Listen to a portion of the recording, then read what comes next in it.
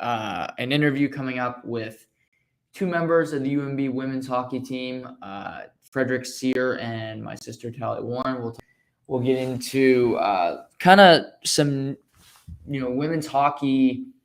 Want to get their thoughts on where the game's going, how it's being presented, the diversity and everything when it comes to the presentation, and what can be done to make the product better, to have more people see it, and all of that that kind of stuff. So we'll get into that in about an hour's time when they join me on here. So we'll do that shortly. Had some news over the last 24 hours. You had Bruce Arians step down as the Tampa Bay Buccaneers head coach. I didn't see that coming. You had Peter Mrazek get hurt in Toronto. Not a big surprise there. You had obviously Canada Soccer's going to the World Cup. They lost their last game last night of CONCACAF qualifying, but nevertheless, Canada's going to a World Cup in something that's not hockey, or it's not really something that's not hockey is a headline in and of itself. So that's a pretty cool story. But today, the past couple days, there's been some really important hockey games and some revealing ones, honestly. And when we look at the big picture of where we're going here with the playoffs, about today's last day of March, so it's going to be coming up. We're going to see things get figured out. We still have a lot of seeding to figure out. There's still lots of important games to go. Most teams have about 14 games left to play. But after the past couple of days, you see Edmonton get a big win, although it coming in the gimmick, so it's an asterisk for me. You see Tampa Bay beat Carolina in overtime with a game with a call in overtime that I wouldn't have blown the whistle, but nevertheless. So it's trying to piece together what was a big deal and what wasn't a big deal. Well, I'll say this. Despite the fact that Peter Mrazek was injured on Tuesday night, I thought Toronto's win over Boston was a big deal. I thought it was an important win. I thought the team played very well. And it was a Toronto game. It was a Toronto victory where I really, from start to finish, I think you could be proud of the win if you're a fan of the team. Now, did they have a third period meltdown? In a sense, yes. They gave up 2 goals, although they did win 6-4. So, but I'm not going to nitpick on that. To be quite honest, I thought the first 40 minutes of that game, I thought the Toronto Maple Leafs had one of their best games of the season. They were hard after pucks. They forced turnovers. They got depth scoring, although they scratched Colin Blackwell tonight, which I don't understand, but nevertheless. I thought it was a game where Toronto worked harder than the opposition. They didn't win because they were more talented than Boston. They didn't win because they had better goaltending. They didn't win that game for the reasons that Toronto normally wins games. I thought they won Tuesday night because they wanted it more than the Bruins. They saw loose pucks. They got there first. They saw guys battling it. It was a battle in the corner. The Toronto Maple Leafs were coming out with those pucks. And Austin Matthews scored a pretty irrelevant goal. He didn't have a large imprint on the game. Now, neither did really Mitch Marner. I thought this was a complete team effort. And you can find faults in every game. I mean, coming out of it, you can look and say, well, Peter Mrazek got hurt. That's a problem. Absolutely. But with the injury, 6 weeks, a groin injury, this is it. I've been saying on the podcast that I thought that Toronto should be giving Mrazek a look, an equal chance at earning the starting job for the playoffs, because to me, Jack Campbell hasn't done anything to earn it. Other than notoriety, you can make an all-star team. That doesn't mean much to me. I don't watch the all-star game. I could care less about the skills competition. Good for you. But since that game, he's been a disaster. However, with Mrazek getting hurt, out the rest of the regular season, likely going to miss some of the playoffs, it's on Jack Campbell. It's his net by default. He's coming back from injury. And I don't think this is necessarily a good thing that he doesn't have any competition, because nobody can try to convince me that Eric Källgren, basically an unknown, people knew beer league goaltenders more than they knew Eric Källgren 2 weeks ago. So there is less than a 0% chance, and I mean this, that Eric Källgren will start game 1 of the playoffs. I just can't see it. If he does, God help you, because you're going to have a tough matchup anyway. But to me, the one thing I can look at big picture for the Toronto Maple Leafs, moving past the great game I thought they played Tuesday night, they don't have any competition in net. It's just, here, Jack, it's your net. Because Källgren's shouldn't scare him. Joseph Woll isn't going to scare him. And if Michael Hutchinson is providing a scare, it's to their fan base because they know how awful he is. So there's no other alternative. It's Jack Campbell or bust. And maybe the carrot for Jack Campbell is the fact that he's an unrestricted free agent. He was a guy that probably had a 5-year deal at $5 million a year. Signed, sealed, and delivered. It was in a drawer. They had it ready for him. They're like, okay, we'll sign it for you. Let's just wait till middle of the season. We'll wait a little bit. Our cap structure is a little messed up. Just give us a minute.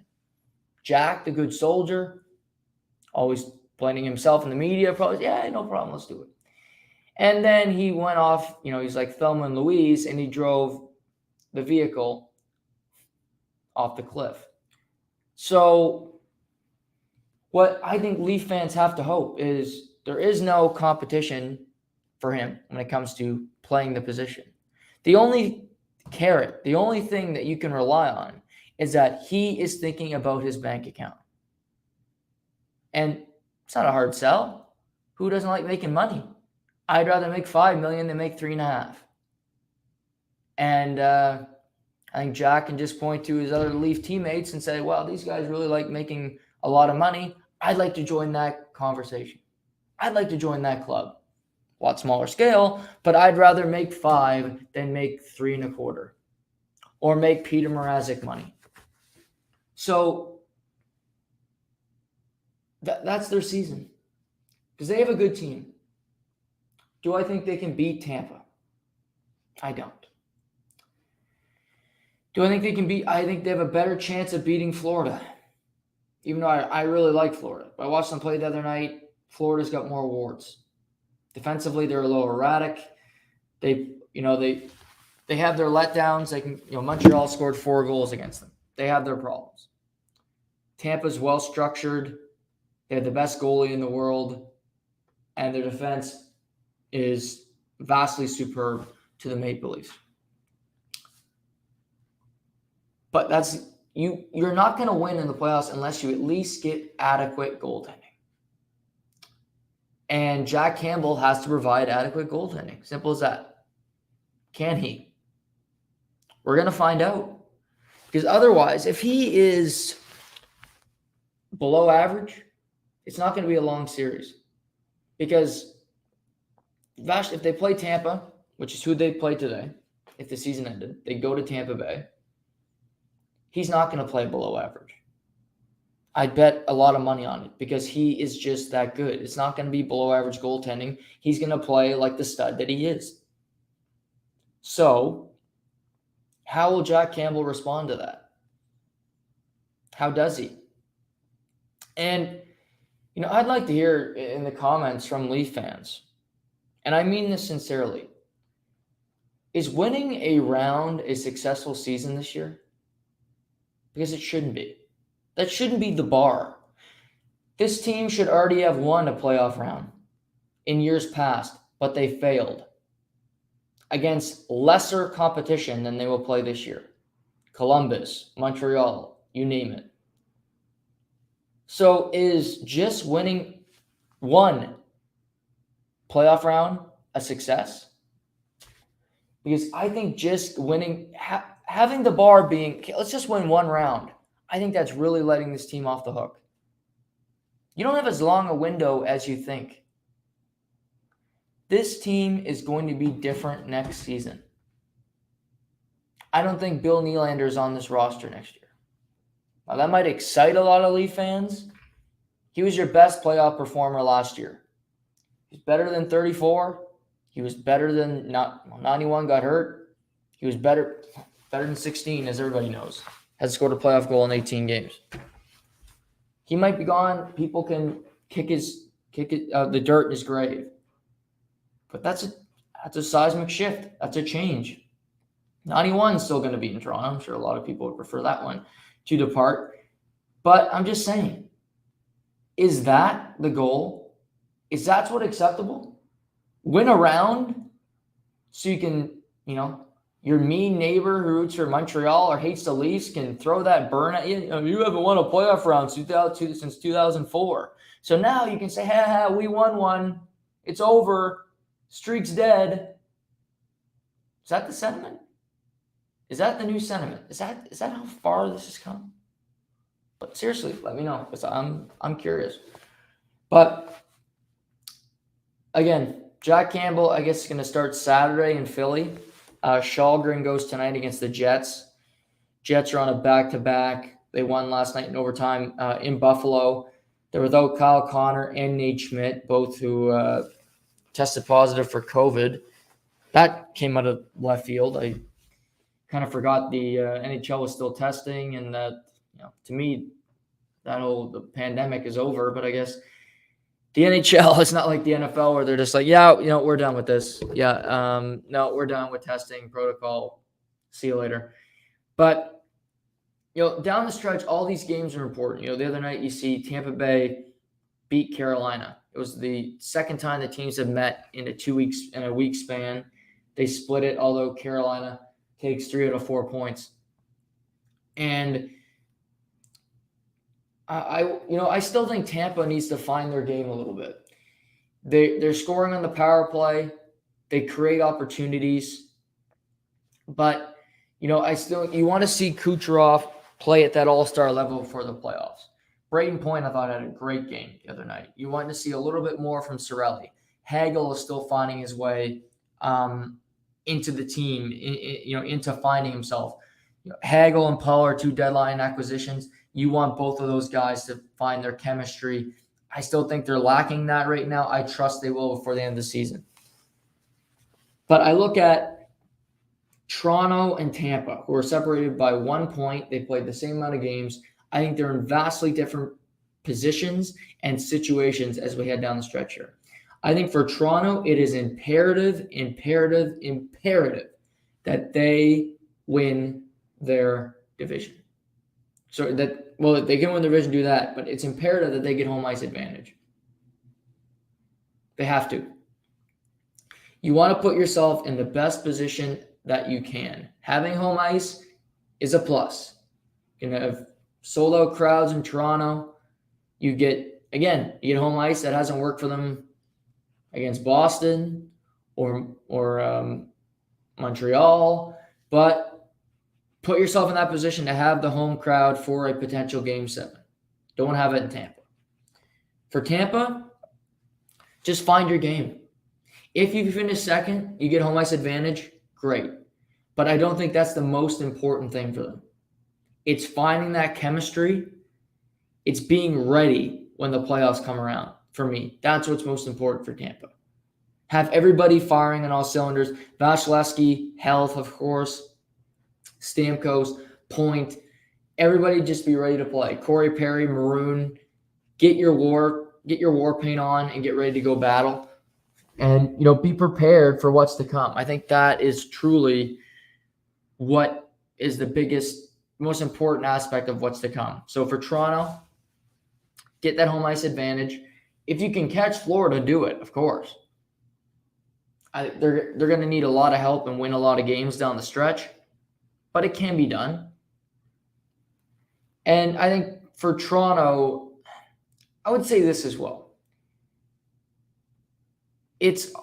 I think it's always a distraction for these players because the fan base is so erratic and there's so many media members who are just, they say they're media people, they say they're unbiased, but they're so clearly Leaf fans. And I think that can be a lot to deal with.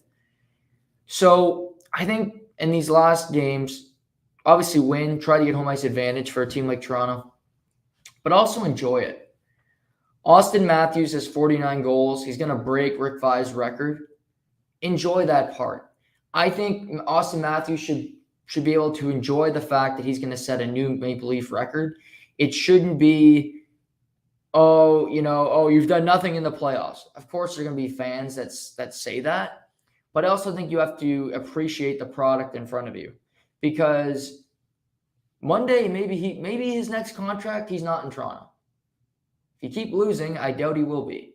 Maybe he's elsewhere, and then you look back and like, wow, we had Austin Matthews for a period of time, and all we did while he was here was bitch and complain, and he did stuff that Doug Gilmour didn't do, that Rick Vai didn't do, Daryl Sittler.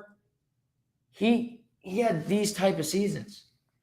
So my advice for Leaf fans, for people that are skittish, and I get it, you're used to failure, you're used to losing, but just kind of enjoy this moment. Because when's the last time a superstar player really had an impact on this team? Matthews is better than Sundin. Newsflash, Matthews is better than Doug Gilmour.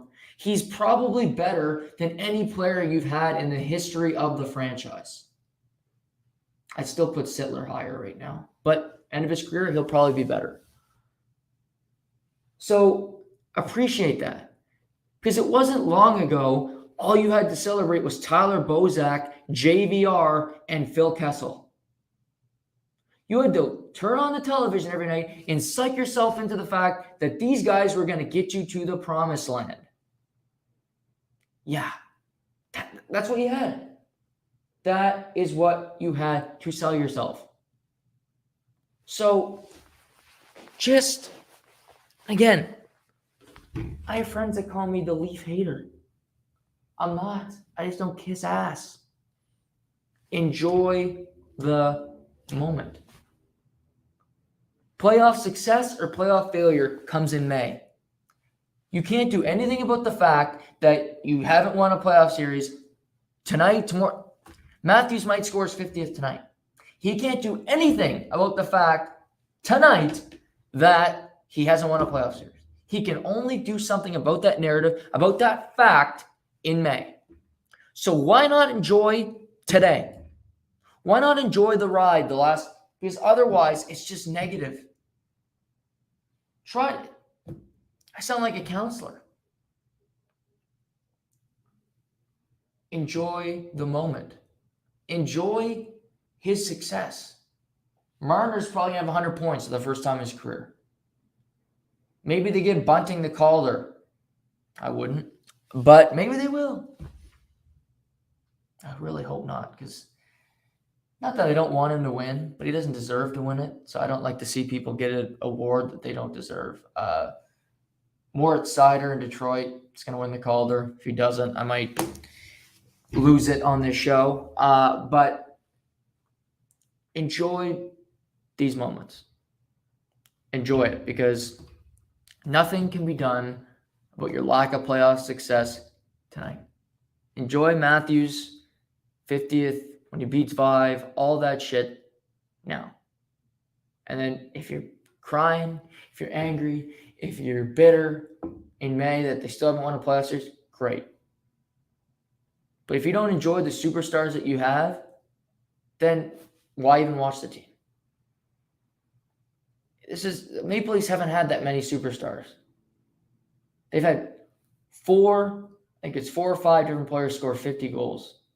They've been around for over 100 seasons. 100. So that tells me, well, did you really have that many great players? Maybe not. Chris Kreider is going to score 50 this season. Just to put that into perspective. Is Chris Kreider a great hockey player? I don't think most people would say Chris Kreider is a great hockey player. So, my point, just enjoy the moment. Just enjoy it. Bitch, complain, agonize, go on Facebook, Twitter, do whatever you got to do to vent after the fact. Enjoy present day. So, that's my advice to Leaf fans. Carolina. Yeah, I mentioned Carolina, Tampa Bay the other night. Carolina lost the game. It was a bad call, quite frankly, in the overtime. I wouldn't have blew that whistle, but I watched the game. I watch a lot of Carolina. I like the way they play. I look at a kid on their team who has quietly had a good season. He's a rookie. He won't be nominated for the Calder Trophy, but he's been in a good situation because he's got a great coach, good accountability. He's been surrounded by a lot of good, not great, but very good players in Carolina. And I watch him and how confident he is as a rookie, how he has an effect on winning, and is different from a Bunting because he's much younger, and because, Bunting, I don't think would even be half the player that he is if he wasn't with Matthews and Marner. But that player that I'm referencing for Carolina that I think can be a really playoff X factor is Seth Jarvis. This guy's 20 years old, made the team out of camp. Canada's World Junior team wanted him loaned. They wouldn't do it. They needed him on the roster. And what I really like about Seth Jarvis's game is that it's a 200-foot game. You wouldn't necessarily watch him play and say, this guy's got a great back check, or he's such a bull around the puck. But what he does is his steal ability. He's very slick with his stick, where he'll get his stick in there, he'll steal a puck, and the puck goes down the ice on an odd man rush. And that is where he gets most of his opportunities. He's got 5 goals this season off an odd man rush. He gets the puck, gets to the net. He just has an uncanny ability to be in the right place on the rush. Be smart, follow the puck, see where the play is going before it happens. And he's a rookie. He's not going to be a superstar this year, but I think he's a very smart player. I think he's a good player. I think he's going to have a great career. But you look around, Carolina's got guys, Trocheck, I think is a smart player, was a great ad for Carolina. Niederreiter continues to be a really good find, where they traded him straight up for Victor Rask. Victor Rask is in the American Hockey League. Niederreiter's got over 20 goals again. But with Carolina, they have 4 lines that can score goals. And I think with Jarvis, I wouldn't be surprised to see him have an impact come playoff time, to score a big goal. He's always around the puck. He engages physically. And with Carolina that you're going to have to give a shit on both ends of the ice. You're going to have to give effort, because otherwise you're going to be in the press box, because Rob Brendamore is not going to settle for less. That's the way he operates. So I like the way Seth Jarvis plays. I think he's a really smart hockey player. And I just watched the other night, and guys just pop off my screen. When I see guys, I'm like, I mentioned Robert Thomas earlier in the week. I think Robert Thomas is going to be a really good player. I think he's going to have a breakout season. He scored a shorthanded goal last night in the St. Louis win over Vancouver. But you just look at guys, and I'm trying to find players that I think can be really good or have an impact maybe sooner than some people might think. And I truly believe that Seth Jarvis is one of those players for the Carolina Hurricanes. New York Rangers. I was watching that Pittsburgh, New York the other night, and this was also a big win for me for New York, because it was the second time the Rangers beat Pittsburgh in 5 days. They destroyed them Friday night, 5-1. And they followed up Tuesday night in Pittsburgh, and they win 3-2. And this was a fantastic game. It was really what you notice about the regular season, and what I'm intrigued to see is how much speed, because the game is so much based on speed now, how much speed stays in playoff hockey, because we know the game changes more than any other. But what I'm starting to think is, because these guys are so fast, how can the really fast players continue to have that advantage for them despite the ice shrinking? Who can adapt? Who can transition the playoff game into, yes, again, I want the physicality, but who can still have that speed game? The physical is there, but have that perfect blend. And I look at the New York Rangers. They're so fast. They're so fast. Kreider's an elder statesman. He's a burner. He's one of the fastest players in the NHL. Lafreniere is a great skater. Braden Schneider. I know they traded for at the deadline. They made a move on the back end. He's not coming out for me. I'm playing the kids. If I'm the Rangers, if I'm Gerard Gallant, Braden Schneider and Keandre Miller are starting for me. Unless, and they got games, maybe they fall apart down the stretch.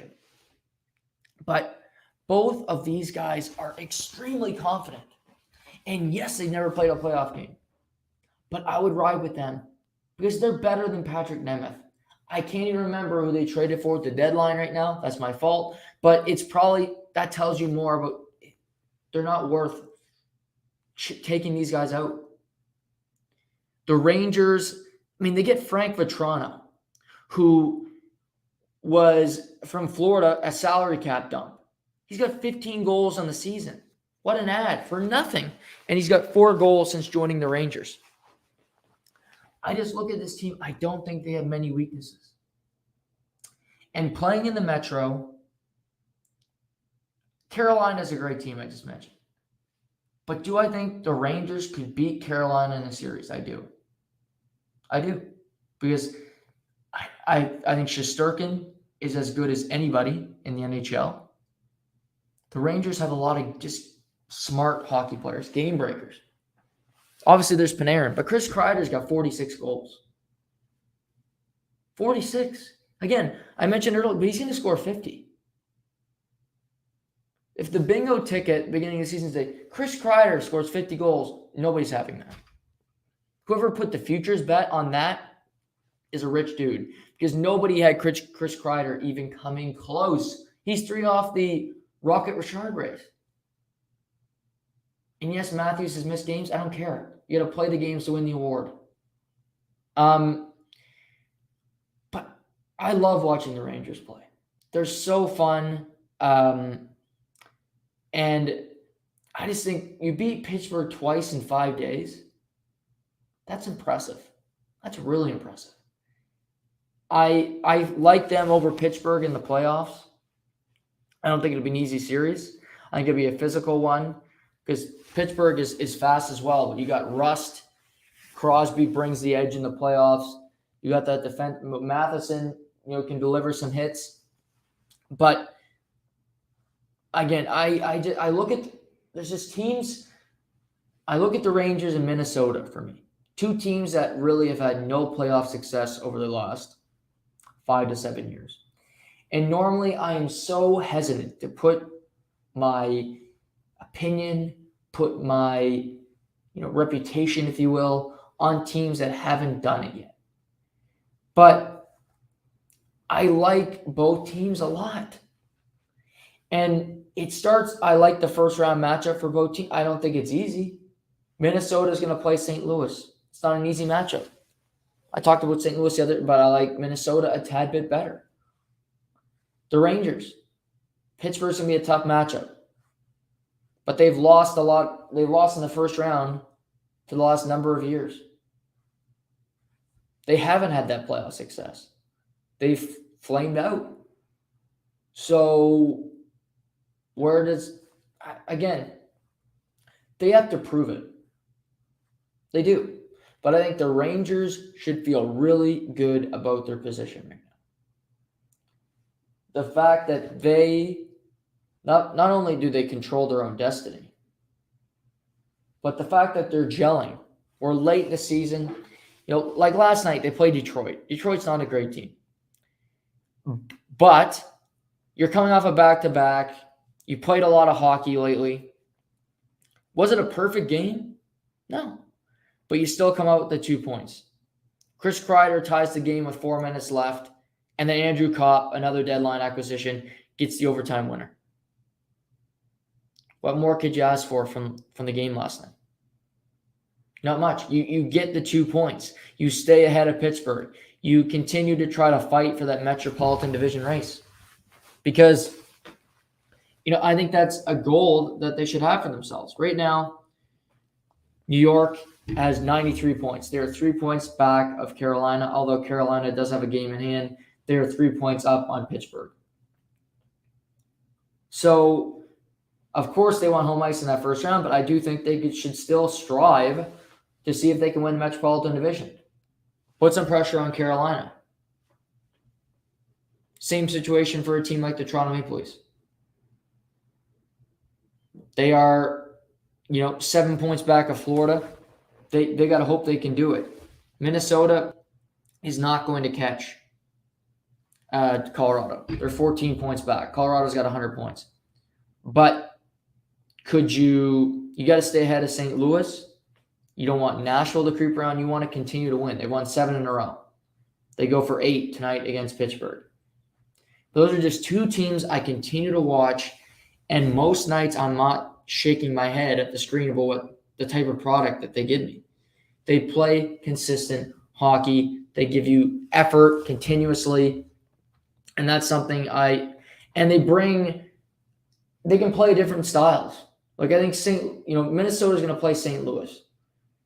I think St. Louis is going to play they're a heavy team in the playoffs. They've been through the wars. You got O'Reilly. Tarasenko can bring that physical edge. I mentioned Robert Thomas.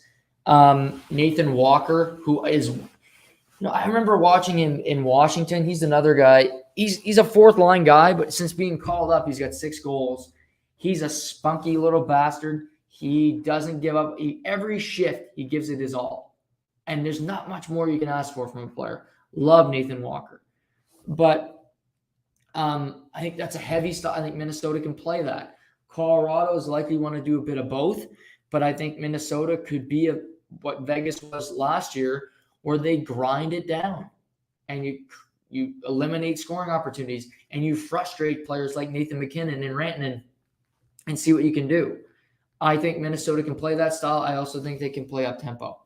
So it's just about diversification. What can you do?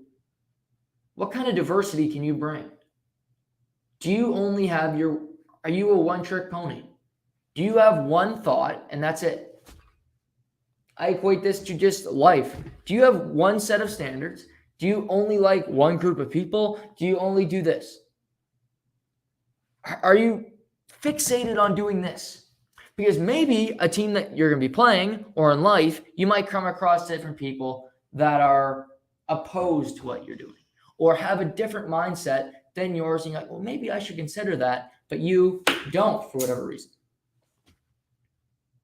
That is where I think this for Minnesota, for New York, you can play different ways. And I think there's teams going into the playoffs that just don't have that ability. Like Washington. I think they're a hard-nosed team. I don't think they can play a fast style because they're not a fast team. They'd lose that series trying to do it. If they played a series where it's up and down the ice and it's, turnover after turnover, we need a big save. Washington's going to lose, number one, because I don't think they have the speed to do it, and their goaltending is not good enough to play that style. Minnesota, Talbot's been fantastic. Fleury, again, they traded for Fleury.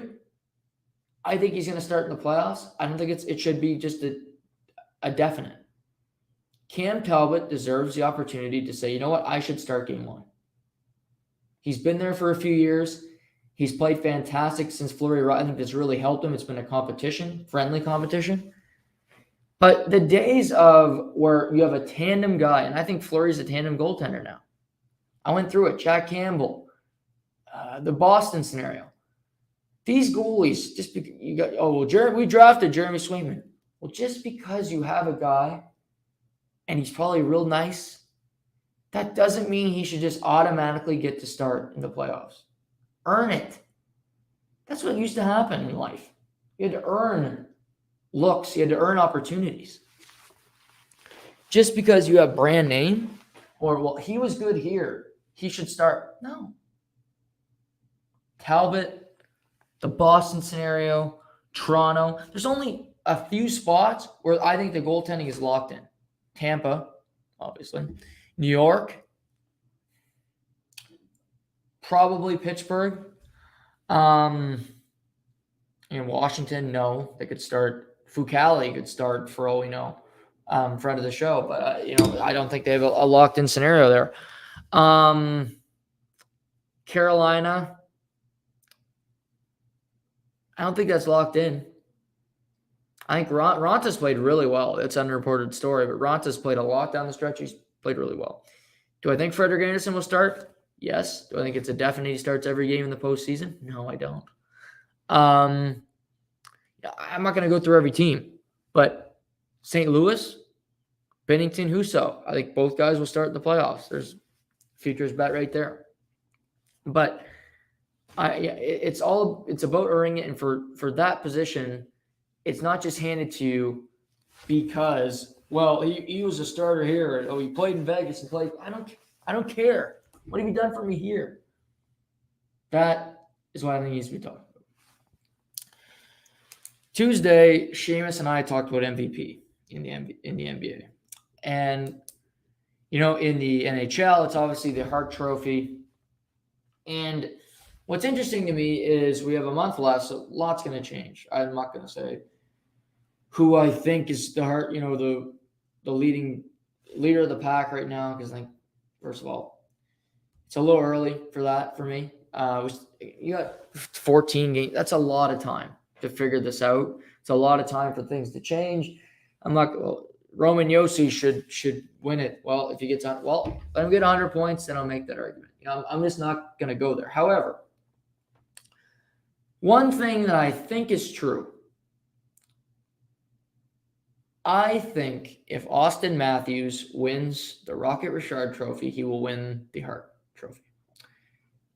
And honestly, I think it's a huge shift, because I think if he wins the Rocket Richard, which he's tied for the league lead right now with 49 goals with Leon Draisaitl, the Edmonton Oilers, he'll win the Rocket, he will win the Hart, and I think his fellow players will vote for him to win the Ted Lindsay. So it will be a 3-award swing if he wins the Rocket Richard.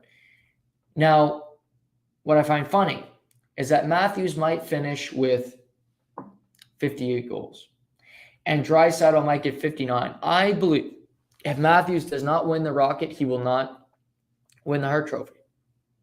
Whether that's fair or not is what it is. That's just my opinion. That's the vibe I'm getting. I guess it's just a feel. I don't know why, but to me, he is having a great season.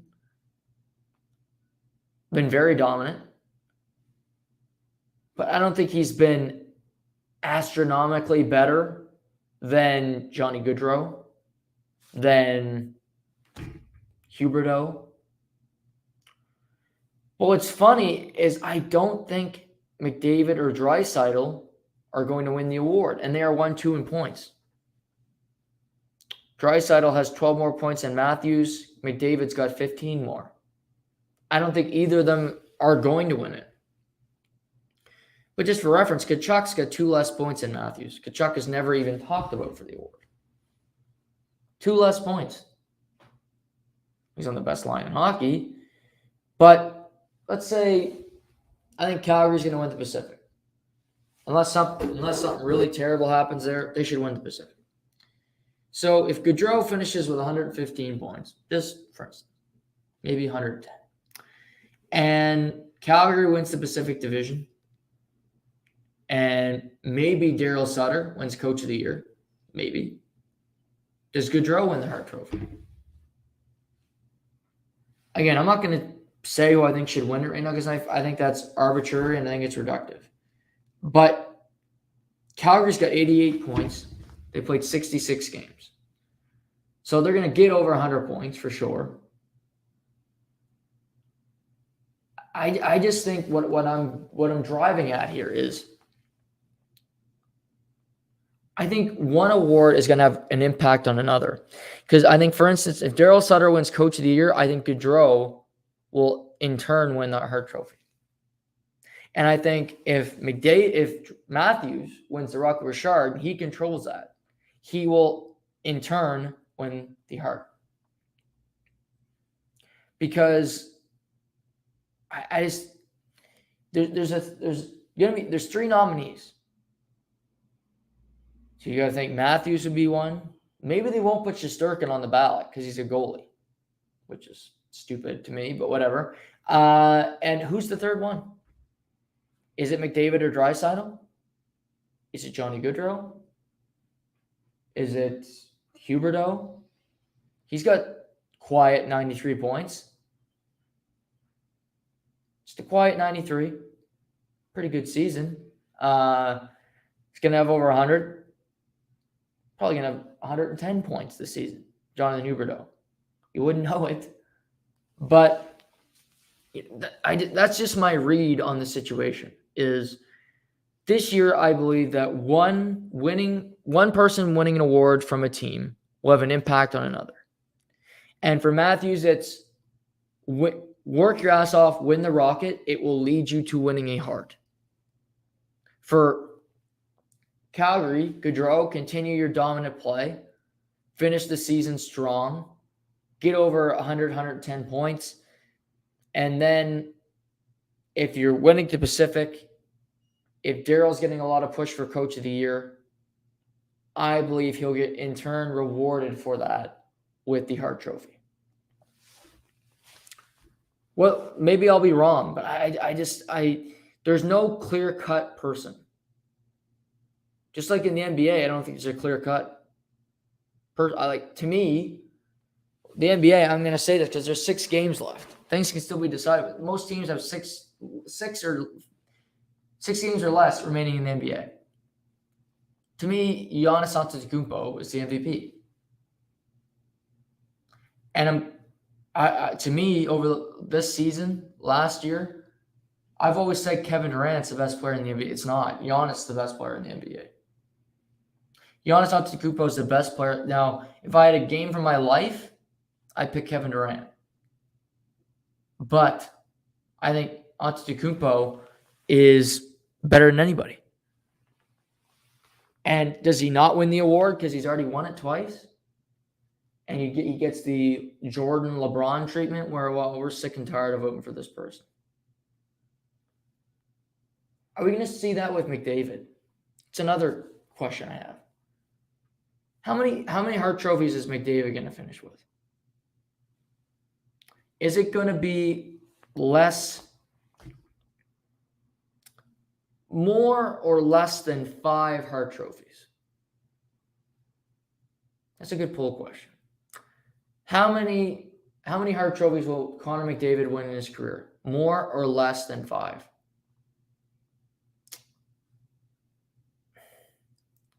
You'd like to think more, but I'm not so sure because I think there's voter fatigue when it comes to this. I also think it's harder to win major awards when you play in the Western Conference because people go to bed and they don't watch it. I do, but I think people out east, they watch the Ontario team and then they shut her down. They go to bed. So, but for a guy like McDavid, if he plays in Edmonton his whole career, I don't think that helps his chances of winning a Hart Trophy. Now, I'm not advocating he should win it this year, although he does lead the NHL in points, and he is the best player. So, Hart Trophy is the best player. But anyway, how many does he win? Somebody's got to take on this over/under 5 Hart trophies in his career for Connor McDavid for league MVP. I'm going to go under. Because I just think the sentiment around the league, the history of professional sports leagues is, well, this guy's already won 2 or 3. I'm not voting for him again. And again, I think that's the stupidest notion in the world, because if you're the best, if you deserve it, you should win it. They don't do that with Stanley Cups. Oh, well, Tampa's won 2. They can't win a third one in a row. Well, no. If they earn it again this year, they'll win it. Like a number of years ago, John Cooper did not win Coach of the Year. And the year before the year after they won their 62-game record regular season, they had I think they had the second best record in the league. And he wasn't even nominated for Coach of the Year. To me, like an award like Coach of the Year is so simple. The team with the best record should win Coach of the Year. Period. So this year, Jared Bednar should win his second Jack Adams Award. It shouldn't be, oh, well, this guy had the best story, and they missed the playoffs by 20 points, and they squeaked it. Okay. So your coaching job was the 16th best. So we should reward you with Coach of the Season for getting your team of one of 16 slots into the playoffs. When a guy from day one ran roughshod and he got his team to 120 point, whatever it is, best record in the league. Now, if you vote for somebody that is second when it comes to wins or something, I can handle that. But just because somebody had Torts won it with Columbus. Nobody loves Torts more than me. I wish he was still coaching.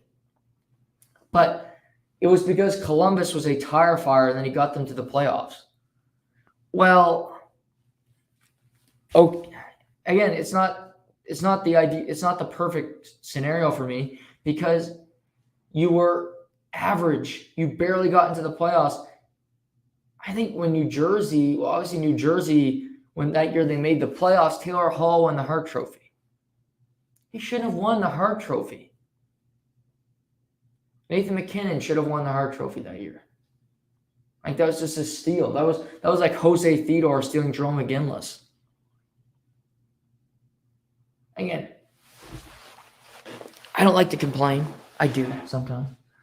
But I think something is just, you're making it too complicated.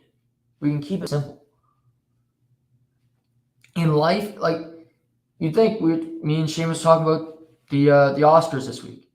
The person that wins the Oscar for Best Actor should have been the Best Actor. Leo DiCaprio only has one. He's one of the best actors ever. Will Smith has the same amount of Best Actors Oscars as Leo DiCaprio. That doesn't sit well with me. One's a great actor. One's a Fresh Prince.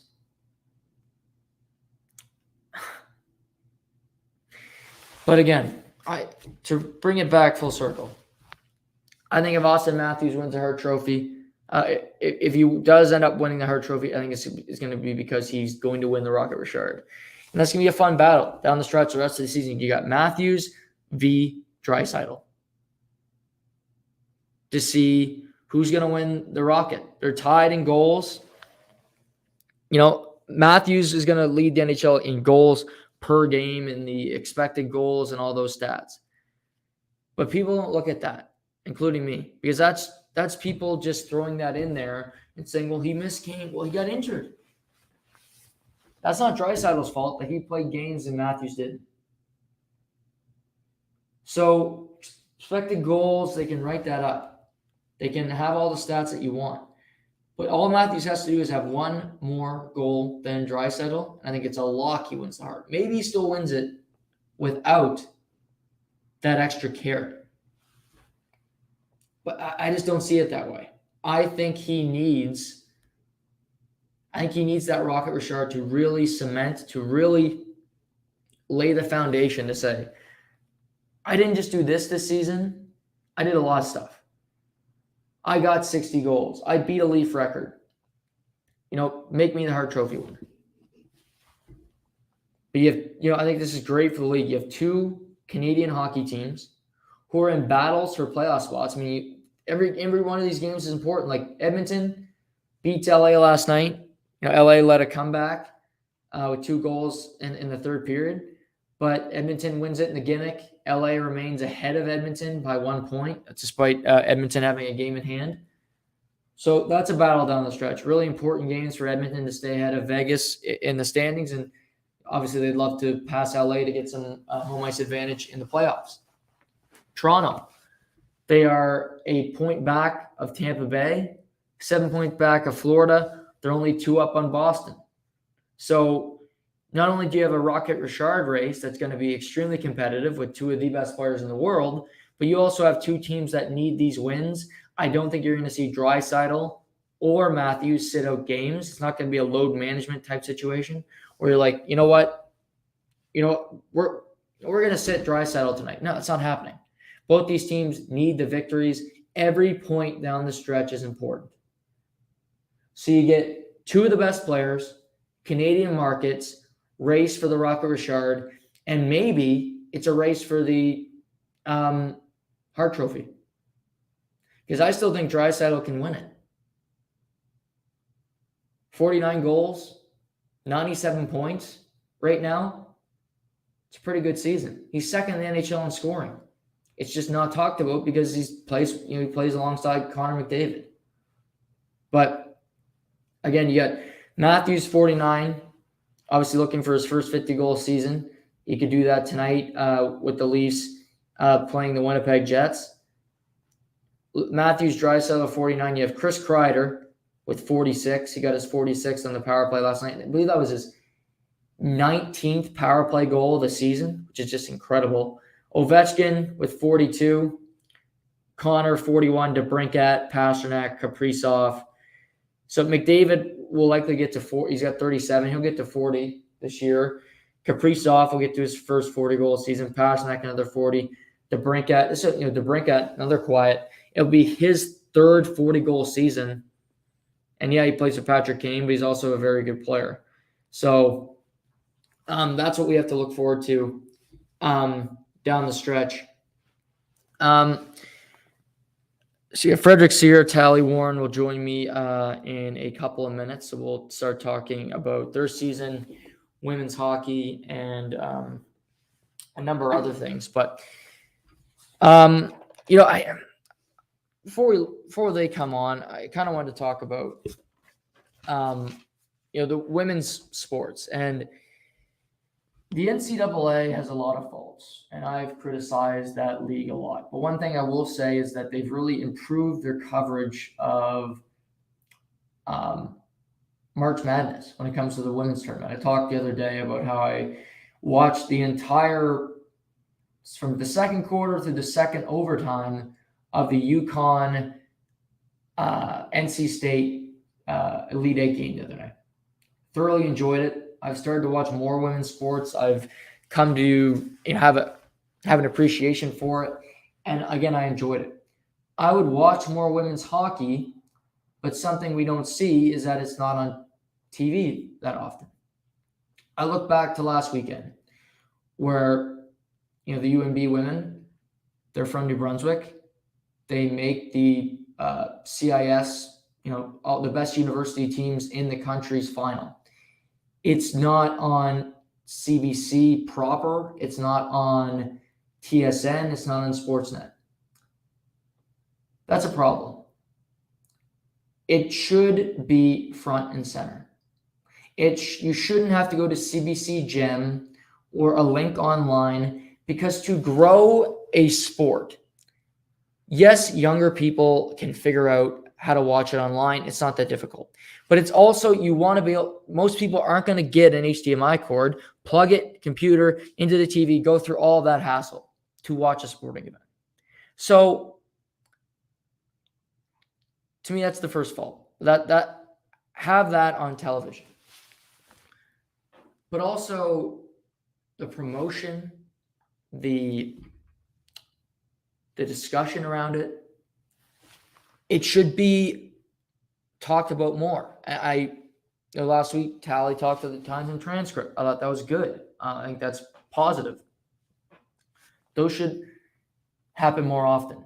For players, like for instance, Sarah Nurse set a record at the Olympics. She had the most points in Olympics history by a woman, passing Hayley Wickenheiser. That wasn't talked about that much. That wasn't a headline. She had more points than Hayley Wickenheiser. I think the general sentiment was, oh, Sarah Nurse is getting all this attention because she's Black. I heard that. That's what I heard. I read that on social media. No, she's getting the attention because she had maybe the greatest Olympic, I think she did. She had the greatest Olympic tournament ever. Nothing to do with her skin tone. But again, it didn't get it. It was, well, it's Shaun White's last Olympics. Or even without the men, I don't think the women's hockey tournament was given enough attention. We beat the U.S. twice. We had superb performances. It was a rout. There was never a doubt. And I'm going to talk to the women about this. But you finish the Olympics and it's kind of this hollow feeling because you're like, well, where are these players going? How can I watch more of this? And there really isn't a destination to go. There's multiple leagues, but it's convoluted. We don't have a real sponsor. And who carries it? TSN or Sportsnet or the mothership? We don't know. So you're left sitting there thinking, where do we go from here? And so we got our first guest on the line, so I'll bring her in here. Most know her as the better half of the Warren family, the Warren children, but it's defenseman for the UNB women's hockey team, and obviously my sister, Talli Warren. Talli, good to see you. Hi, nice to see you too. Is Fred on here yet? She said she was coming on, but I don't know if she... Yeah, she's not down here yet, but I'm sure she'll be on in a minute. How have things been? Me. She said, bro, I got to download Chrome. Okay. So she's coming. Okay. How have things been since this past weekend for you, getting back in the swing of things, school, things of that nature? Good. It's kind of a lot this week just because we haven't been in school for the last couple of weeks.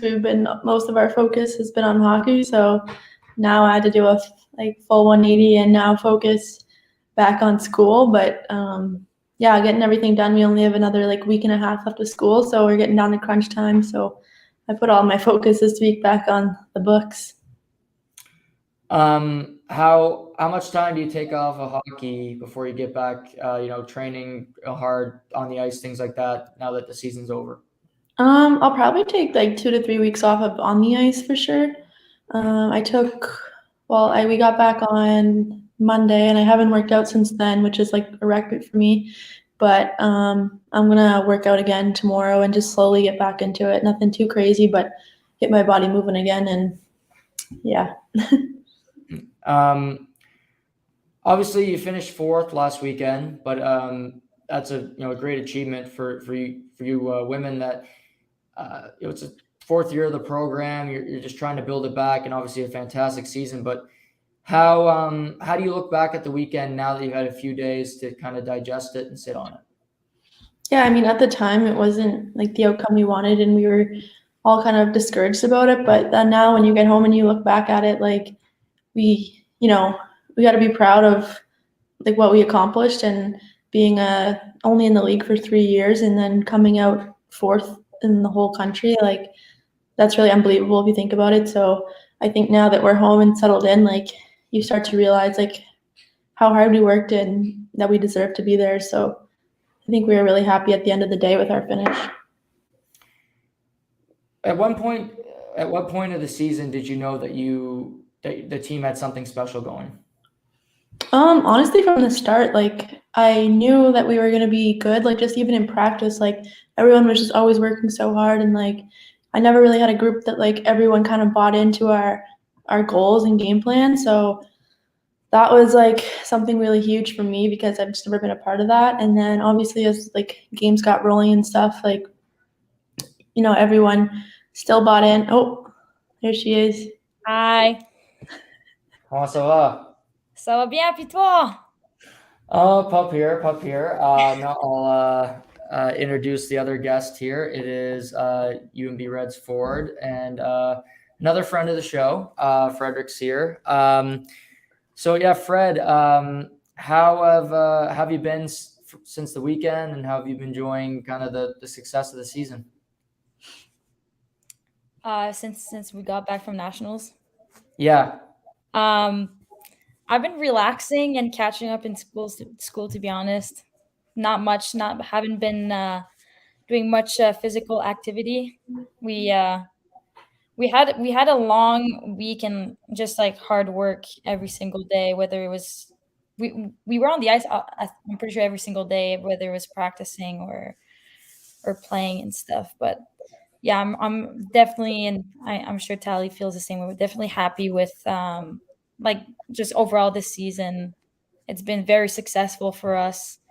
Obviously we didn't get a medal at nationals, but I'm sure we'll get into it more in the later on in the podcast. But just being able to place fourth in Canada is an accomplishment of its own, especially for an AUS team and for us with our third season. That was basically our third season back since the program was reinstated. So Right. Yeah. So as kind of an OG, because I know you redshirted for a year, and then obviously there was the COVID, kind of year and a half and all of that. Did it mean even more to you to kind of get that type of success after all the kind of grueling and tough times you had to go through? oh, absolutely. It made it all worth it, honestly, because when I was redshirting and stuff, I was still a part of the team, and the girls and the coaches as well made me feel part of the group. And obviously it was tough not being able to wear that jersey in a game setting that my first year when I was redshirting. But definitely, like, just the work that we've put in since first year, and then our second season when I guess it was my first season actually playing. Every year we got better, and we got key, for example, like Talli joined our team this year, and that was obviously a huge help on the back end and stuff. And but it's hard to put into words just all the moments and stuff. Like, I guess no one will ever really understand unless you're on the team and you're experiencing everything. But it definitely, all the hard work and sacrifice was definitely worth it. And I'm already looking forward to next year, and hopefully have a repeat, win another AUS championship, and have a national having that experience, reliving it and stuff. So How was it for you, Talli, kind of jumping on a moving train with kind of a team already put together, and then you coming in and trying to kind of be that missing piece, if you will? How was that for you, coming back to New Brunswick and playing for a new team again?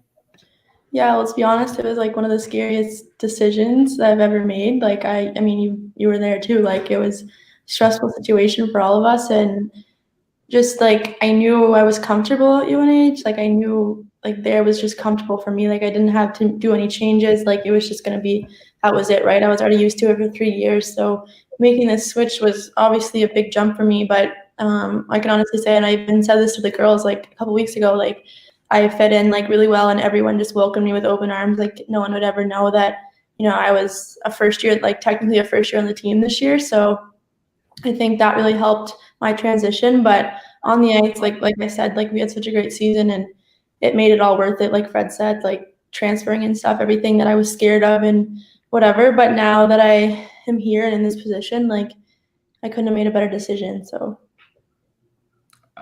That's great to hear. Fred, what was it? What was the last moments of that game when you beat Santa Fe? I watched the game on my computer. Wasn't the greatest first period for you guys, but you survived it. But Yeah. after that, you just seemed to find it, and that kind of seemed to be your season where you kind of slow starts, but then you pick it up towards the second and third period. When did you kind of know, okay, this game is ours. We're not going back to the Aiken for game 3? When we scored that first goal at the end of second period. And that's kind of a bold statement, I guess, to make, because there's still 20 minutes of play left. But you're just going back to the first period, like you mentioned, it was a very slow start. But we weathered that storm and we kept it a scoreless game. And then just going back in the dressing room, obviously we talked that we needed to pick it up, and we're both skilled teams and have fast players. So it was an even matchup, honestly, but it comes down to who wants it more and who's willing to put in the work. Not saying, I'm not taking away that they didn't work hard, but I think that it was our time, and so when we scored that late second period goal to make it a 1-0 game, just looking around the dressing room to the player next to you, and we knew that everyone was gonna do their best and leave it all on the ice, and having no regrets at the end. And we knew that Kendra was gonna shut them out and do her job as the goaltender. And yeah, wasn't it you, Talli, that scored that first? Yeah, I don't even know how. Yeah, exactly. Yeah, Talli ended up in front of the net. Yeah. No, that was, but honestly, yeah, I knew that we were gonna win after that goal. And then just getting that second goal it was pretty early on in the third period, I would say, in the first 5 minutes, I think. Yeah. I definitely knew that we were gonna go back to Fredericton with the banner and the trophy. What was the locker room like? Like, obviously, you two have both played with male teams, and obviously, being women, you be the minority. But kind of take us into it. As on a female team, what's the locker room like compared to, say, a male setting, or kind of similarities and differences? I think like just the female locker room is that much more fun. We actually, I don't know, like obviously if you're a guy in a guy's locker room, it's fun because you're all like the same and have whatever. But like for us, like it's just a different vibe because we're all like, I've never been on a team this close. Like I think I said that at the beginning, but we're just all super close and we can all be ourselves in the locker room, which is like so amazing, I find. And yeah, no, it was a great team and the locker room was so much fun, and we were definitely hyped after our big AUS win. I could see, Fred, you being the leader of that celebration. Oh, absolutely. It was that lit suits city you. for sure. No, but yeah, I definitely have to agree with Talli. I mean, I find that women in general are more nurturing, and so like we're very close in that sense. And then just I feel like ever since the program was reinstated, I was there since day one, since 2018, and I'm not taking anything away from that group.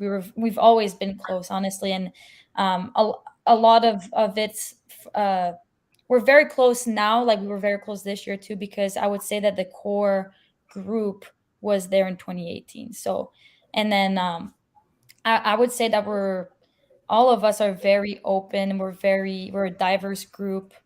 We're all accepting. You can be yourself, like Talli said, just in the dressing room. And it's a safe environment, and we've created that over the years. But yeah, no, we had a good celebration after in the dressing room, after AUS championship win, and but we went back to Fredericton right away, and obviously had our celebration. But we were quick to going back to work and getting ready for nationals. So I feel like, there'll be more celebration happening in the next month. But for now, I think everyone's just trying to catch up in their schoolwork and keeping the grades up. Right. Nice sister. Yeah. How hard was it to stay focused and really stay optimistic about playing hockey this year? Because it for a while there, it looked like COVID might shut down your season again. How hard was it for both of you to kind of stay locked in during that difficult couple months? For me, like at one point, like I thought we were done. Like we weren't gonna play again this season. So I was like, well, it sucks. Like I was upset, and then I was like, okay, well, if it is what it is, like. And then I was like, then we heard like a couple weeks later that we were gonna have some games, and like we didn't know if it was gonna last, like what playoffs were gonna be. We just knew we had a couple games, so it gave us all a sense of hope. And I think everyone kind of went through a rough patch that like month we were back in lockdown and weren't practicing, weren't playing. I think everyone on our team pretty much had COVID, so it was a pretty rough patch for all of us. But I think we kept our hope, and when we did get the chance to come back on the ice, we just played with everything we had because we knew that it could be the last game of the season. Like we didn't really know what was next, so I think that also gave us some motivation too to play as hard as we can. And yeah, I don't know about you. I would have to agree with everything Talli said again. I feel like at this point, because obviously our season was your season, you were still playing last year, right? Yeah. But no, it was because for us last season we had a couple of exhibition games in like February of 2021, and that was it. We were practicing all year and training and stuff, and basically training for the next opportunity we're going to get to start playing. But definitely in January was a bit it was hard, yeah, because there was a lot of uncertainty of if we were going to be able to keep playing. I mean, we were halfway done the season, and we had like 16 games that we had played already. So and we had a good start to the season, so it was tough. But I would say that our group is very resilient, and every athlete basically, especially in Canada, had to go through that adversity the past year and a half. So I knew that at the end of the day, like whether we were going to play or not, we were going to be fine, and get through it as a group. But yeah, I mean, and I was surprised there was even nationals, honestly, just with the restrictions and everything. Like, because when when AUS decided to resume the season and stuff in February, we still didn't know for like probably 2 weeks if we were gonna have a nationals. We knew we were gonna have an AUS championship, like AUS playoffs, but we didn't know nationals was gonna happen. So I feel like you just kind of had to keep moving forward. I mean, the world doesn't stop, time doesn't stop. So for me, it was a bit of a distraction, but we all try to live in a moment. I mean, that's all you can really do right now with COVID, is just living in the moment and go day by day, because anything can happen. I kind of want to go back to after you guys won, and obviously the next day the Telegraph Journal releases the story about, obviously you guys are the smaller story, and then I believe it was about a male player and his grade point average, which kudos to him. But I think the bigger point was that you guys were AUS champions and you weren't the feature story. So Talli, just kind of raw emotions. How was that feeling for you, seeing that and not getting the recognition that you deserve? Yeah, it was just such a slap in the face. Like I remember seeing it. I think someone put it in our group chat, and like at first I was just so angry. Like I was like, "What the heck? Like why could what else could we do?" You know what I mean? Like we just won a championship, and now we're in this small print in like a bottom corner of a page. Like, you know what I mean? Like it was just such a slap in the face, and I was really discouraged by it. And then like angry, discouraged, sad. Like I just went through like a couple of emotions that day, and I was like just mostly angry about it. And then I think as like I think our coach had texted us and just told us like try not to get too like wrapped around it. Like we're gonna talk to the editor, blah blah blah, like all this stuff, which like kind of like calmed our emotions down. But like definitely at first, like, and nothing against Joe, like the men's team player that like has a 4.0. Like frig, I wish I had a 4.0. But like I don't know. I just think if that editor could have went back in time, I'm sure he would have changed it now. Right. Yeah. Fred, was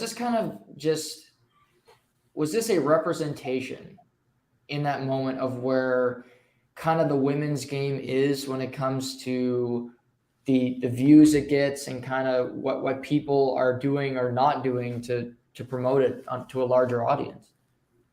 Absolutely. I mean, hands down, it's a perfect representation actually of what women in sports, not just women in hockey, but women in sports have to go through, and there's obviously a lot of inequality, with men and women's sport. But I think with hockey, obviously, it's because it's a predominated like male sport, if that makes sense, right? So even then, just walking the street, even to this day, and I'm a university hockey player, and Talli can probably say the same thing, but I'll get asked like, "Oh, you play hockey," and then it's like, "Well, are you good?" Like, and it's just, why can't we be good too? You know what I'm saying? So obviously, when that article was posted, I wasn't even shocked.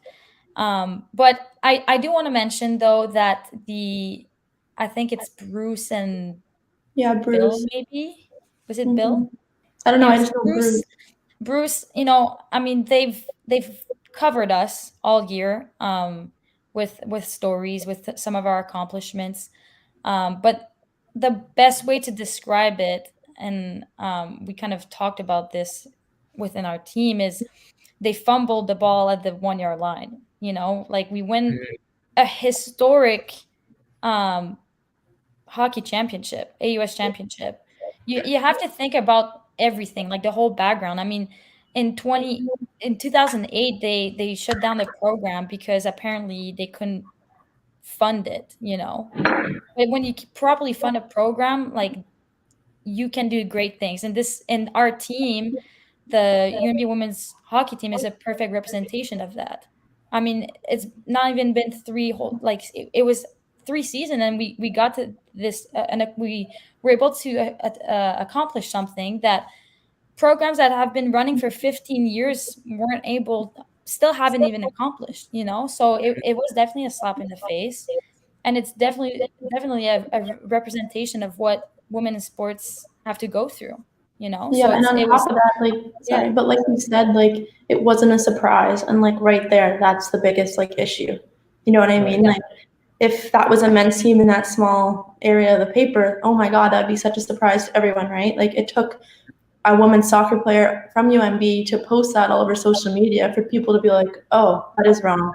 Like, you know what I mean? Like, so I think that right there is a huge problem. Like, people not even realizing that that should be, that's wrong. So Yeah. So it's hard to talk about, honestly, and stay calm. Right. Trying to, I get it. No, for sure. yeah. It's got to be frustrating. yeah, so Noah, when you're an editor one day, remember us. Right. No, I'll remember this conversation. I won't be the one Yeah. to put you in the Do a small box. 10-year anniversary post. Right. There's obviously, you can go to the big picture, but just small things, say for like a UNB program or just female hockey players on the come up that want to play university hockey. What do you think is some small things that the world at large, that got people like me with podcasts, different platforms, that we can do to help the female hockey player, the female game, and like you said, Fred, just female athletes as a whole? Well, I think doing exactly what you're doing right now, like, it means a lot, I know, to me and probably Fred as well, but just like even having us on here, right, and people watching and like learning about our sport and like our team, things like that, like it goes a long way. And I think like even just like people posting about women's hockey or women's sports in general, like goes a long way. And like even just like attending, like I know I'm putting a camp on at home like in May, and I just like even just kids coming to it, right, and like giving us that confidence and recognition that we deserve. So I think, yeah, pretty much just like I said, like just even just what you're doing in general means a lot. So I think we're going in a step in the right direction. But Right. Yeah, Yeah. absolutely. I just wanted to like also with that is when you think about like coverage, if I think about the NCAA like D1 D3 coverage for men and women's hockey. I Mhm. seen a Twitter post or something, and it was like the men, the rink was full, right? And then for the women's side, there was maybe like a couple hundred, like maybe 100 actually, attending the game, which probably a lot of them were parents or family members. like our And exactly, but the issue is that they don't advertise. Mhm. They don't advertise as much the hockey games. I mean, for us at UNB, we're actually very fortunate. I mean, we have an Instagram account, and it's through we have a social media account and we get covered pretty well. But when you think about the larger stage, I guess there's not as much advertisement for it, and it's sad because if we did, people would know about it. Like a lot of it is because people just don't know about it, and B aren't I don't think that we're as it's not as good of hockey or good of Yeah. soccer, Mhm. baseball, softball, like, and that's just not true. It's so far from the truth. And when the everything about the article of us having a small section in the paper for such a big accomplishment, um like for me anyways, and a lot of people, like I had a lot of family members sharing and basically explaining why is this a big deal, and that meant a lot, so you, like Talli said, like you having us on here, and I think it just takes it's going to take a community effort. It can't just come from us as players. It has to come from people on the outside and having that awareness, I guess you know And going on top of that too, like about viewership and stuff, like I saw an article, and actually we had a woman speak at our U Sport banquet like before our games at nationals, and like she had read off some stats about like viewings for like women's sports, and like the Olympic gold medal game, so Canada versus USA women's hockey had more viewers than any NHL game this year. So like just Yeah, that, like, in 2 years, I think. yeah, I In think 2 she said years, I think yeah, she a couple said. of years, right? Like it was Yeah. really, yeah, it was a really good stat. And like that's just like another thing. Like if you give women's sports a chance to like actually watch, it's not bad. Like it's good hockey or good soccer or good whatever it is. Like I Right. think that's like where we're kind of falling behind is a lot of people give it a bad rep and don't even give it a chance to watch it. But once you do watch it, like just look at that stat I just said, like obviously people are gonna like it and they're gonna keep watching. So I think that's a start too. Yeah, no, I even mentioned I watched a lot of the women's March Madness tournament the last couple weeks, and it's fantastic basketball, and that's starting to get more coverage. It's on major networks, things of that nature. So I look back at last weekend, and I think it's a big picture question, but it's also something I wanted to ask you. Why wasn't that tournament on a TSN or a Sportsnet? I get it was on CBC Gem, which is good, but again, you have to find the streaming service, and it's a little more complicated for an older generation to kind of figure out. I think for you guys, if that could have been on a TSN or a Sportsnet, it could have led to a bigger viewership, and like you guys said, gave you the opportunity to show people what the women's game is all about. Want to answer Yeah, this one, absolutely. Fred? Well, no, I mean, I agree. I mean, um, it's and then too, like it's when you think about the funding, for example, of when in men's hockey. Like, for example, our men's hockey is obviously amazing, and they've accomplished so many great things over the years. I'm not really sure how long they've been running, but I know it's been a while now, obviously, Mhm. a couple of decades, um, and they have a lot of people going to watch their games, which brings in money, which then I'm not sure what happens after that with that money, but obviously, like, you that's how you can properly, like, when you can probably fund a program, that's when good things can happen, right? You can bring in better players, give more scholarships out. Like, there's so many things that go into it. So like you said, with the, it was great that CBC streamed the games, and you can go back and watch them. Um, but you get a lot more viewers using, like you said, TSN, where you can just, put it on your, like, go with your remote there and put it on the TV. And um yeah, I mean, there's a lot of things you can do or could do as a, individual to advance the game, the women's hockey game, or women's sports in general. But I mean, at the same time, you have to recognize that couple years ago, I don't even know if CBC was streaming it. So, we're taking steps in the right direction, but they're very slow. And I just wish that, that process was going faster, because we coach, me and Talli coach younger girls, whether they're 5 years old or 12 years old. And you want that for them. You want them to be able to be equals, Mhm. and I'm not sure if it's gonna get to that point, for when they're playing university, when they're in our shoes. So it's unfortunate. Yeah, I think like now, like we know, we came to conclusion that like this stuff isn't gonna happen when we're playing. Like probably Mhm. not, but now, like Fred said, like we're hoping for that for future generations. So they have equality and get to like do everything they want to do with hockey. So I think that should be our focus now because we kind of, I mean, since I've started, it's the same thing. Like it's gone big steps, like since we started, but I think, like I said before, like it still has some ways to go. So Is that almost more rewarding to be, a quote unquote trailblazer for the next generation and know that you had, real effect on change that, helps future generations more than say just for your own personal self? I think Absolutely. so. Yeah, like Yeah.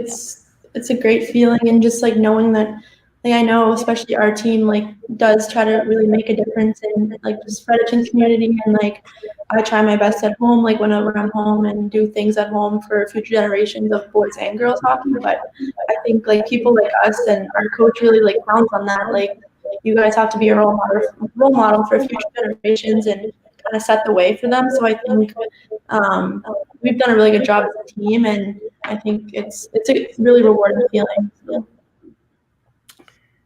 Um, obviously there's the National Hockey League, and there's always kind of two different women's hockey leagues that seem to be battling each other, and that can make it difficult to get all the best players together. But, my big question have always been, well, why isn't there just one big league? We have a draft like the NHL. You pick women from, CIS, NCAA hockey, wherever the best players in the world to play. I certainly think it's something that's viable. I think it's something that could be very lucrative. I'm sure you two feel the same way about the potential of that coming, hopefully sooner rather than later. For sure, Yeah, I yeah. mean, I think that's the goal. I think Mhm. that should be the goal anyways. And you know, that's another thing too, is that um women playing in sports, and we'll stick with hockey, but I want to make sure that the audience knows that this is for every sport. Mhm. Women don't get paid enough money to just be playing hockey and that's your job. Like, Right. that is, they need a full-time job on top of everything else, on top of like the training and being away for games and stuff. Like, that's not a sustainable lifestyle, you know? So which I think that's what the goal should be, is having one league. You have a draft, and you pay the woman playing the sport enough money so that they don't have to be working a 40-hour week on top of that, you know? Right. So, I agree, and I think there's like such a division right now between the two female leagues. So I think just in general, like combining them and would make such a difference, and also like up competitiveness too, like in those leagues. So and like I understand, I think I was talking to Dad about it like not that long ago. Like if every NHL team donated like a lump sum of money, like they all make millions and millions of dollars, right? Like if they donated a lump sum of money to every whatever teams want to get into the league, like it could work. Like it's really like we're not looking for like $1 million. Like, you know what I mean? I think we just want to really just not work on top of playing in a pro league. Like that's it. Like I think just even to start, I mean, maybe in the future, yeah, even they'll pay you more. But like for right now, like even just starting that and like giving girls an opportunity to play in a pro league like that. So I had this idea, the NHL All-Star game every year, and it's kind of gotten worse and worse as the years go by. But my thought was you get Canada versus US every year for the women on All-Star weekend, and they play against each other. Maybe it's even 2 to 3 games, kind of a summit series, if you will. And that's something you can do in the short term to, I think, help get some viewership on women's hockey. I just kind of wanted to get your guys' thoughts on that idea. yeah, I mean, it's anything, honestly, anything that you can do to promote the game of, women's hockey is good. It's amazing. And I think it'd be pretty cool to see like the best of the best compete against one another, and seeing that as like skills competition and stuff, like keeping it fun as well and light, and having it broadcasted on like TSN or those big chains. So I think that's a good idea. Send me a text whenever you want to set that up. we can be the bench warmers for Red Bull come the door. Yeah. Yeah, you guys can run the locker room. Good morale boosters. What are the expectations going into to next season for you two? I'm really excited. Like I think we're just gonna like keep going off this high of our successful season this year, and I mean we are losing a few players, but I think just keeping positive and getting all the new players that are coming in to welcome into our like tight knit family here, and like establish like those goals that we want to keep achieving for next year. And I think like especially after we set the bar so high this year, I think it'll be a goal to even go farther next year. So I think, yeah, I'm excited to. I mean, I know it's still a while away. We literally just finished, but I'm excited to get going again. I think we'll have another great year if we continue up on this. What we've been doing. Yeah, I agree with that. And like for me, same thing. I'm extremely excited, but as a group, we've set the bar. We've set the standard, of what we know we can do and what we can achieve as a group. We're gonna lose key players, but we're keeping, a big group of, like I said, the core group of, the girls that started in 2018, and obviously having Talli as a transfer. We have Reagan Minor as a transfer. Like those, like just having them join our team this year was huge. Like it had a big impact, obviously, and having that experience, like because they have the experience at a high level too, right? So it was, and at the same time with the leadership, um, uh, Sally's not as loud as I am in the dressing room, but on the ice, for example, like she works hard, and so it was good to have that, and I know that will carry into next season. We've for the new girls that are going to join our group. I think they should be excited, and they should be excited to work hard and keep you know, bring the banner home again next year. I think that should be the goal every year now, you know? Mhm. So not saying that it wasn't before, but now that we've done it, we know we can do it, and we know what it takes to get there. And we know that once you're there, what we're gonna need to do in order to end up with a medal around the neck, So it's exciting. I'm excited to start off-season training, but like I said, I'm also taking it like a week or two right now. Rest the legs. Fitness Yeah. session this week, though. Yeah. Yeah, no, hit the books, and maybe for you, Fred, hit a bottle of wine or something too. Oh, yeah. I don't know if I have time to do that yet. No, not yet. Okay. That's After totally a lie, but after exams, maybe. That's a After summer exams. problem. Yeah. Okay.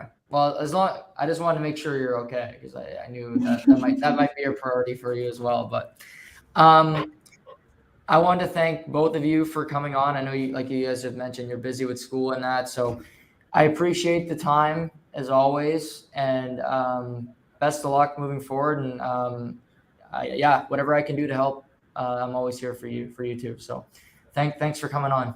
Well, thank you for having me. All right. Well, take care, and we'll talk soon. All right. See ya. All right. Thanks. Bye. There's Fred and Talli. Thanks for both women for joining me. Great conversation with the two of them. It's tricky, and it shouldn't be with the women's game and with women's sports. But I think they're right. We are starting to see things go down a better path, a better future. We got to hope. And whatever I can do to help, I'm always here for them. And I watched a lot of the Olympics this year. I've been watching women's college basketball. It's out there. You have to look for it, but it's good product. It's very interesting. It's very good. So thank you to Fred, and thank you to Talli for joining this evening. Good bunch of games tonight. You got Toronto and Winnipeg. We got some tennis I might check out tonight. We got Penguins at Minnesota, Kings Flames. So lots to get into. We'll get into it all tomorrow. So I hope you guys enjoyed the show today. Thank you for listening. Subscribe, Spotify, Apple, leave a review. Always appreciate the support that way, and to all the loyal listeners. Tomorrow might do a Q&A. So if anybody's got any sports takes, if anybody's got anything they want to ask me about my life or anything going on, hey, I'll answer it tomorrow. So we'll do that as well. So have a great evening, everybody. Take care. This is To The Point.